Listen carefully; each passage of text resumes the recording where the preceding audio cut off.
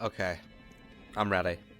I wanted to wait a while after Outcome Memories version 0.2 came out to review it because I knew it would be controversial. And you see, I've had a very strong love-hate relationship with Outcome Memories, and the long-awaited 0.2 update has unfortunately made my hate boner a little bit bigger. In this video, I'll be giving my brutally honest opinion on the new executioners, new survivors, and new maps. Now, no hate to the developers or anything, but I have to rant about some of this stuff because, oh my god. Now, I'll keep each section brief for the sake of the review, but if you want to see a full analysis on any of these characters, just let me know in the comments. I probably won't read them. Less than 10% of people who watch my videos are actually subscribed, so make sure to hit the subscribe button if you enjoy. It really helps my channel to grow and encourages me to keep making videos like these. And fun fact, this video was specifically agreed to by you guys in my community Discord. So if you want to get involved or just want to talk, join my Discord server. You can also support me by following my Roblox profile to join my games. And you can do both via the links in the description. So go ahead if you want. I appreciate your support. I'm dying.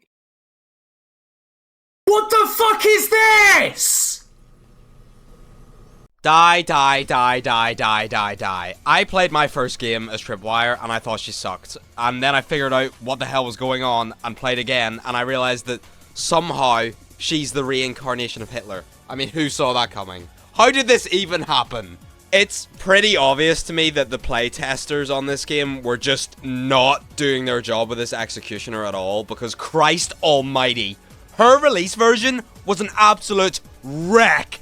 That should have never, ever, ever gotten past the test phase. I cannot believe she came out as she did. And I fucking hate playing against this character so much, even to this day. And look, she's meant to be a zoner. I mean, it's up to you to decide if she counts as one, because other than one ability, her whole moveset is pretty much, like, guaranteed damage at long and short range. And you can imagine how fun that is to play against. If there's one nice thing I could say, it's that I'm a big fan of her passive with the whole sonar thing, where it highlights them, and it kind of directs you straight to the survivor. I mean, that's pretty cool. It makes up for her not having an actual aura read ability pretty well, in my opinion, so I don't have much to say about this, but her abilities, oh my god. Let's start with her laser ability. Brighter Day, I'm not sure what I was expecting. It's arguably one of the best killer abilities in the game. Like, you're not escaping the laser, okay? Let's just make that very clear. It hits like a fucking truck as well, and it leaves behind the most irritating lingering effect ever that sometimes destroys my frame rate for some reason, but that's besides the point. The only way to effectively dodge the laser is breaking line of sight, which is extremely difficult, considering that Tripwire moves at the exact same speed while it's active. And she's fast enough in general, as she is. Like, you guys are actual dumbasses if you think this is okay. I'm sorry. And yo, what the hell even is Reach Out? It's so weird. I mean, it looks cool, and it's unique in general. For some reason, they decided that uncounterable guaranteed damage for up to 4 people anywhere near her is completely fair and balanced. Oh, and if you try to stun Tripwire out of it, you just can't.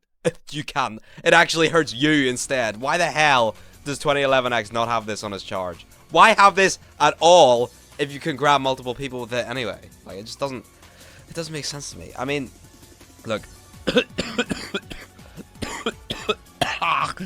There's a difference between being strong and being completely uncounterable. I mean, why do you think Kolossos has lost so much of his aura in the past few weeks? Survivors cannot adapt to this moveset whatsoever because Tripwire moves so fast that you cannot evade these abilities. You cannot get out of them. And just you wait, because I'm not even finished yet. The worst part are her step mines.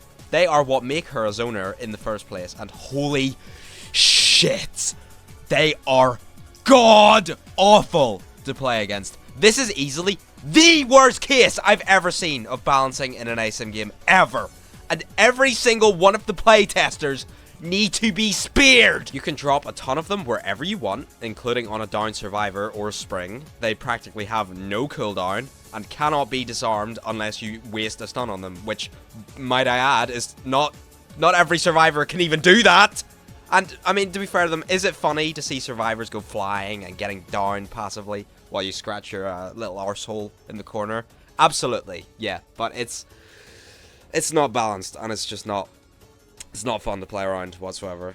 It almost feels like the new maps were intentionally designed to give Tripwire the best possible usage of her traps, which isn't necessarily a bad thing, but the number of loops and tight corridors or walkways you can ruin in one click baffles me beyond belief. Like, not to mention that she can also just pre-fire the exit and drop a ton of the mines around this, like, the escape zone, which makes it impossible for some characters to reach the ring without being blown to pieces. That's so tough, bro. It leads to so many interactions where the survivor just can't do anything but, like, accept a ton of damage, which is fundamentally broken in itself. No idea what the developers were smoking when they were programming this move into the system at all. No clue. Oh, yeah. And on top of everything, she has a double jump and a glide. Trapper killer, by the way. I would say the glide is key to her movement with, I mean, the speed is just way too high on that, by the way. It's actually faster than her sprint speed, I believe. So if you just spam it all the time, the survivors can never get any meaningful distance from you. Her speed in general is just pretty unfair, and her laser and reach out are specifically designed as to not lose distance in the first place, which in general, that just makes her feel completely inescapable. But I don't know, maybe that's the point. But hey, despite my gameplay complaints, this character is still really cool, and I love everything about her visually and audibly. Like, don't get me wrong. Seriously, her chase theme is immaculate. I could listen to it all day. It's amazing. I love it. It's probably one of the best in the game, to be honest. It's just a great design and great animations and everything, dragged down by some extremely, like, ultra super mega poor balancing decisions. I don't feel bad for criticizing this character at all. This is just such a shame to me. She makes the game, like, unplayable sometimes, like, genuinely. I just do not want to go against this character ever. I'm very worried, Jackie. Very worried. I'm sure he'll turn up, Jim. But what if someone's raped him? What I'm about to say will shock you. You may put down your dog. You may kill your family. And worst of all, you may unsubscribe. I think Kolossos is a balanced character. Okay. Maybe I'm exaggerating a little bit. He's still a powerhouse sometimes, as he deserves to be, but he's nowhere near as evil as people have made him out to be. I mean, look, to put it bluntly, the people who say, Nerf Kolossos are fucking idiots, bro. These people who refuse to adapt are actively ruining the game. It's probably because they're so used to bullying little baby 2011X that they're dumbfounded to see a killer who's actually able to, you know, kill them. What did they do to him, bro? Because unfortunately, the developers have listened to the dumbass community of this game and nerfed Kolossos into the ground, turning him into Gary Grabber, which is John Rage Mode's mentally ill cousin, by the way. It is just such a shame how this character's been butchered, because now he's just easily countered by sticking together and stun stacking him and cancelling his attacks, just like 2011X. You know what? I'm starting to think maybe they shouldn't have removed the speed on stun passive. I'm starting to wonder if he actually needs it, but despite everything I've just said, I still like him. Kolossos was definitely necessary for getting people back into the Executioners again, including me, because I didn't really enjoy 2011X that much. I mean, who would have thought having a killer who doesn't get bullied to tears every game is actually kind of fun, you know? I'll admit playing against him can be pretty frustrating, though, especially with an incompetent team. He's capable of dealing... Sorry. of dying, bro. He's capable of dealing so much damage so quickly that you can end up dying within the space of like 15-20 seconds. And if you're unlucky enough to get hard targeted, you're completely fucked. Sorry, buddy. We are watching you get mauled to death from the sidelines while doing the master plan emote and rubbing my big fat belly. And sometimes you'll even get put into a one-shot combo and ask yourself what decisions in life led you up to that moment before snapping back to reality and realizing that you're wasting away playing a Roblox Sonic.exe game. What are you doing with your life? As buggy as it is, his wall climb passive is really cool. It's definitely necessary for him to reach certain spots, considering his, his whole lack of verticality. It has been a bit weird sometimes, though. I don't know if it's been completely fixed yet, but I like it anyway. As for the rest of his abilities, starting with Charge. Charge is easily one of my favorite killer abilities so far. It's just very dopamine raising when it works properly, and when I'm not too busy bumping into random objects that aren't meant to be there. It's just so much fun speed blitzing a group of survivors, impaling a few of them on a spike and slamming them into a wall. Like, what is not to like about that? Using it probably gives me more dopamine than any killer in any other asym game. It's just so funny to me. I think now everyone cries and cried and complained about this to get it nerfed, right? I think the real reason as to why it was so strong in the first place is how well it synergizes with his M1 and grab ability. Because if you get lucky with the ragdoll physics, you can just begin and end an interaction with any survivor almost instantly. It's actually kind of crazy. The grab itself is also very satisfying and fun to pull off, and is just good overall. It's probably his best ability. Maybe a close second behind Charge, but the hitbox can be a little janky sometimes in my experience, but that's my only real complaint. His indicator is a simple way to find everyone on the map. That's literally it. They buffed it to the regular movement speed, which is for the best because of how slow this fat ass actually is in the first place.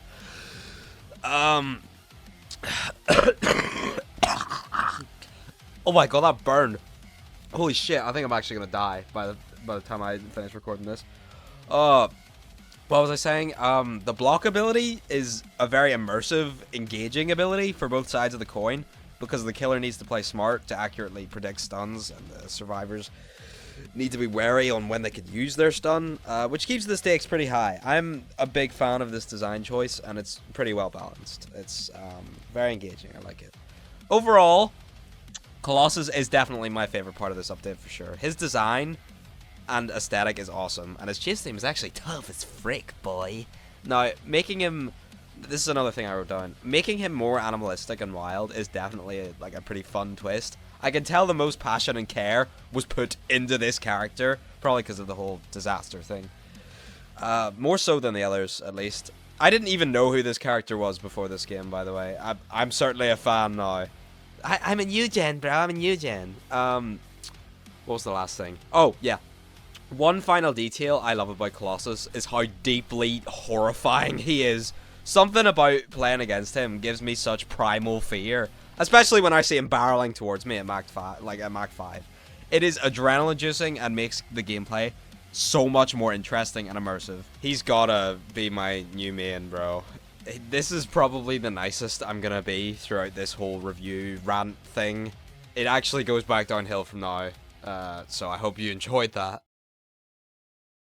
Silver fucking sucks. He is so unbelievably bad to use on a controller that I actually lost enjoyment of this game just using him.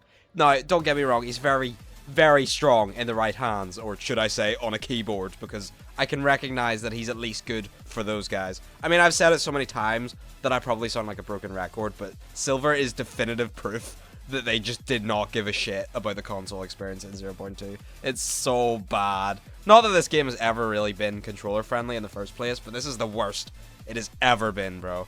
Playing against a capable Silver main, though, is absolute torture, because he is really annoying to deal with. Him being able to fly almost whenever he wants is what makes him such a good and also irritating survivalist in the first place. I am already so fed up with this little cum ball doing whatever he wants just because the game says he can.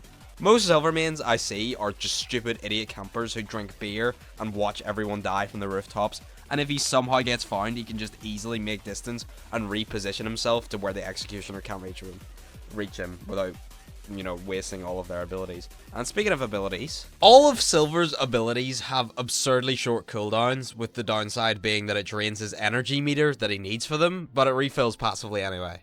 The meter itself is fine, but it just feels really janky and unexplained sometimes. Although, I feel like a lot of the stuff in this update is kind of unexplained, but whatever. Suspension is just really annoying. You can pick up the killer, basically, and hold them in place for a pretty long time, considering how hard it is to break out of, and the throwing power is surprisingly good. I like this ability whenever you can, you know, actually aim it properly, which in my case is actually never. It also just doesn't work sometimes. Like, I've noticed it going right through the killer, but God knows what that's about. His stun, the rock throw, is probably the worst ability in the whole game, and I'm not kidding. It is terrible. I hate it so much. Good luck trying to aim it, because you just can't. You can't see anything because of the camera angle. You can't see where the executioner is, unless they're literally up your hole. You can't even see yourself. Like, you can't see shit. And, by the way, even if you do hit them, it's not even rewarding, because... Oh, yeah, wait, hang on, sorry. That's not even to mention that you might just miss completely because of how awkward the throwing actually is. What was I going to say? You have to summon up to 3 of the rocks, and it only counts as a stun if you land all 3, which is really hard to do, by the way. I mean, otherwise, it slows the killer down and has their abilities locked if they get hit by a single rock for a bit. I just hate using this ability, so I usually don't. The chances of pulling off a full stun on a moving target is made even worse due to the whole jankiness of the aiming, so I honestly just wouldn't bother. It's actually more of a liability than anything, in my opinion. Time reversal is probably the only ability that I can't really complain about. I would have been shocked if they didn't include some sort of aspect of time travel with Silver, and it's actually implemented pretty well here. I couldn't have come up with anything better than this, to be fair. Being able to turn back time and return to your starting position is a really cool idea, and you can do a lot of clever and fun, like, tricks with it. So that's cool. Yeah, it just genuinely pisses me off so much that I can't use Silver to his full potential. If I could say at least one nice thing, it's nice to see some, like, diversity, as Silver takes on a more unique role on the team than the other characters, which makes them stand out a bit. Anyway, enough about Silver, let's just talk about Blaze, who absolutely mogs this fucker. Blaze was a hyped up character since the beginning, and I'm pleased to report that she definitely stuck the landing in 0.2. I would say that she's pretty much completely balanced as she is, and doesn't require any, like, massive changes to her moveset. Even if I haven't had much of a chance to play her, learning how she worked was pretty fun, and evidently paid off pretty well. For one, I'm a big fan of how her abilities change when she's on the ground, or whether she's on the ground or in the air, or has a full meter. That's pretty cool. Roundhouse kick is just a typical stun. It's fun to use, it's effective, it's easy to land, but punishes the fuck out of you if you miss. This one's balanced pretty well. There's not really much to say here. And then if you jump, it gets replaced with Soul Boost, which provides much better mobility and also works as a stun. It's also not as punishing, since it has less end lag, but it also, there's that downside of it draining your meter all the way. So, I mean, I wouldn't find myself using that very often. It just offers her a lot of versatility that not every stunner is capable of, which is just something that I like. I personally enjoy her unique mechanics, although I know a lot of people get annoyed by them. The only issue I can think of is that the cooldown feels a bit too short on her abilities for my liking. What else? Burning Javelin is actually a very strong ability for everyone except console players, capable of knocking back the executioner. No, it may not stun, but it does enough to make a difference. There's also no disadvantage to using it, since it doesn't drain your meter and it just gives you free energy if you land it. For some reason it likes to just bounce off the killer every now and then, which I don't know if that's a bug or intentional, but either way it annoys me. Soul Flame replaces it when you increase the burn meter, and is yet another very, very strong ability. Probably her most overpowered, if you want to say that, and can be just really annoying to deal with as the killer. There's no way to actually evade the knockback, which does make it impossible to counter, which kind of sucks, but oh well, I guess it takes a lot of effort to earn in the first place. See, my only problem with Blaze is that for some reason the developers just decided not to add a shift lock option for console players, which, as I said earlier, makes aiming extremely hard. Burning Javelin especially, because you need to be looking directly at the target to hit them. Please, for the love of Christ, do us a favor and add a toggleable shift lock in the future. Please stop neglecting us. Oh my god. This game is a struggle enough on controller as it is. Please, God, help me. Overall, though, I am content with Blaze. She is a great all-rounder, and I would go as far to say that she is probably the most polished part of this entire update. Like, I'm dead ass. Oh, what was I gonna say? The remaster of The Soul Still Burns as her solo theme is probably the best one in the whole game. It is perfect. I will probably glaze this song until I die a painful death. And even then, I'll still be singing its praises. Like, it's so good, bro. Yay! Okay, now everything really goes downhill because I'm about to talk about the maps, which is actually the biggest offender in this whole update. So prepare your ass cheeks. I'm going in. There are very few things in history that everybody can agree on. And I think that everyone would happily... No one would throw stones at me if I were to say that outcomememories has a track record for having bad maps. Probably the worst maps ever. This game gets absolutely ruined by its map design. Sure, I mean, yeah, of course, they look all absolutely phenomenal. And that's definitely carried over to the new ones. Green Hill, Mystic Cave, and Angel Island. The graphics aren't the problem. It is just the general design, layout, whatever you want to call it. Let's talk about these new maps, starting with the reworked Green Hill Zone. Yeah, they butchered this one. They completely butchered it. The original already had some big issues, but they somehow amplified every single one of them with this rework. I guess they decided to make it absolutely huge and impossible to navigate for a laugh then. They also added underwater zones you can drown in, to which I'm just like, why? Who asked for this? Maybe you like them, I just don't. I just do not see the point of having them here in the first place. It's literally just an annoyance, and that's it. There's also just an absurd number of invisible walls. Sure, it's not as bad here as it is in the other new maps, which we'll get on to, trust me. But it's still worth pointing out, because it makes gameplay feel even more confusing and just super janky and obnoxious to play on. I also don't appreciate slipping off every single slanted ledge on that map. Bro. And that's not even the most, like, the saddest bit about it. The most depressing part about the new Green Hill is that the lighting is genuinely beautiful at the start. I love it so much. It's so visually impressive. Just for them to literally tear it away from you as soon as you encounter the executioner for the first time, leaving a lingering grey fart cloud in its place. Is this mechanic cool? Very. Does it satisfy me? Fuck no. So now, not only am I running around cluelessly like a headless chicken, but I also can't see where I'm going either. Thanks, guys! Yo, we have to talk about Angel Island. Easily the worst map I've ever played on in any asym game ever. I'm not exaggerating.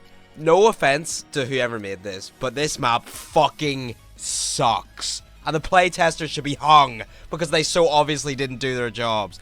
I am in awe that they have decided to keep this in the game, even to this day. I'm going to start with the optimization of Angel Island because Jesus wept. What happened? My frames are like dying on this map. Why am I constantly dropping down to 30 fucking frames per second?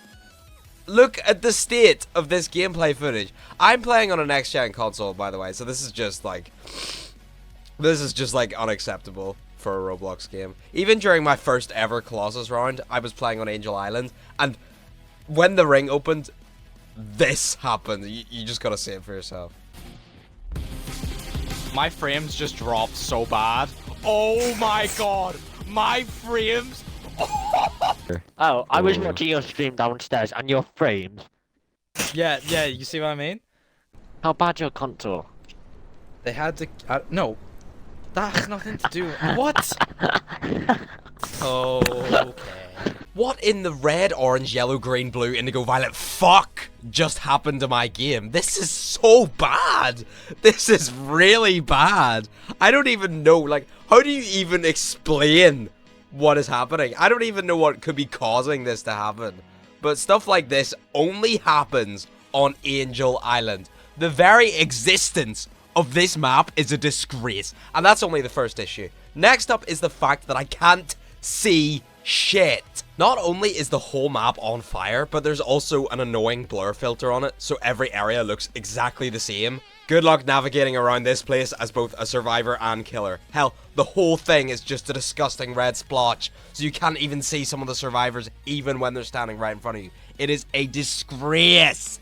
In addition, the object collisions of this map are just beyond annoying and completely ruin the game for me. I'm on Xbox, which makes movement, you know, difficult enough, but I'm literally getting caught and stuck on every single fucking object I pass by, and that's causing me to take, like, unnecessary damage and, like, lose chases. It's...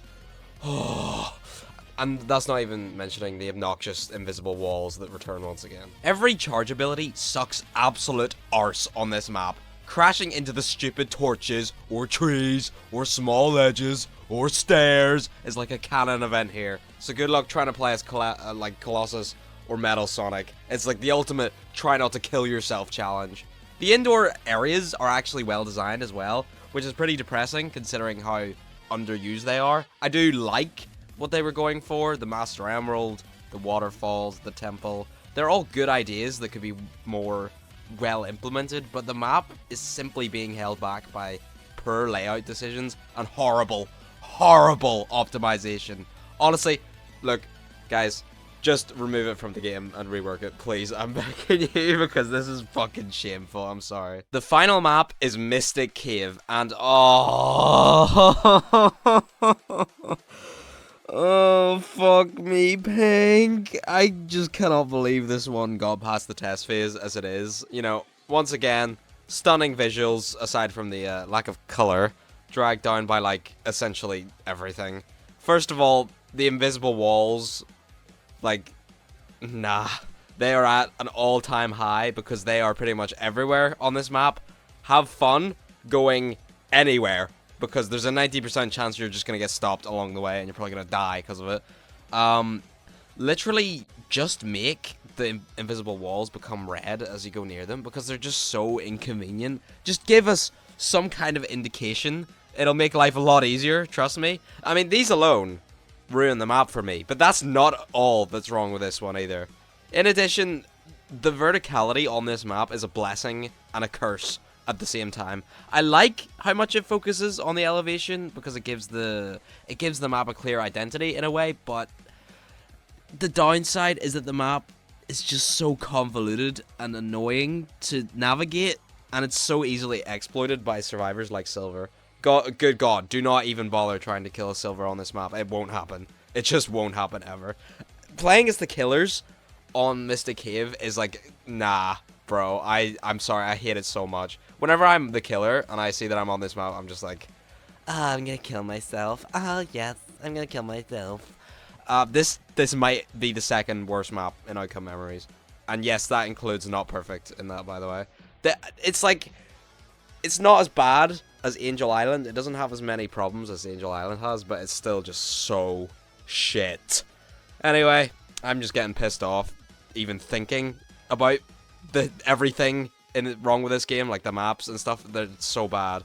So I'm just gonna wrap up the review, or rant, or whatever you want to call it, right here. In conclusion, I'd say 0.2 is not the worst update I've ever seen, but it's just such a shame to me how so much of the new content gets brought down by the vast number of weird design choices. And if I could ignore the issues, I would gladly do it, because I do love the passion that's driving this game, but I can't. All of these issues are like core and constant, and they're everywhere that I go. Tripwire and the maps have honestly just kind of ruined the whole gameplay experience for me, and until I see improvement, I probably just won't play this game. The maps especially are fucking abysmal, and hey, at least Tripwire functions as intended. Look, despite everything, I still have hope for this game. So if you do want to see more Outcome Memories content, make sure to drop a like and subscribe. You'll really be helping me out, and I appreciate all the support. But for now, that'll do it. Thanks for watching. I hope to see you in the next one. Bye-bye.